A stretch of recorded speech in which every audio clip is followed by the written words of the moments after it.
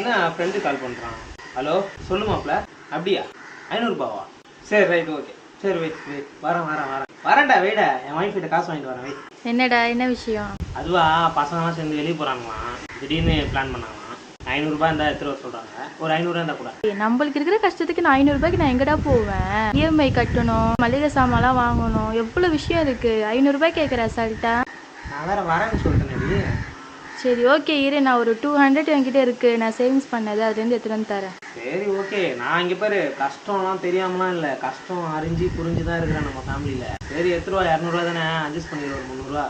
ஆ தேங்க்ஸ்ண்ணா. என்னடி ஆர்டர் போடுது? ஏதோ வந்துக்குது வீட்டுக்கு. ட்ரெஸ் ஆர்டர் போட்டேன்டா. ட்ரெஸ்ஸா? ஆமாண்டா. எத்தனை ட்ரெஸ் ஆர்டர் போட்டுக்கிற? வீட்டுக்கு மாத்திக்க துணி இல்ல, அதனால ஒரு 5 ட்ரெஸ் ஆர்டர் போட்டேன்டா. 5 ட்ரெஸ்ஸா? ஆமாண்டா. ஒரு 500 ரூபாய் வந்துருக்குமா? சே இல்லடா, ஜஸ்ட் 10,000 தான்.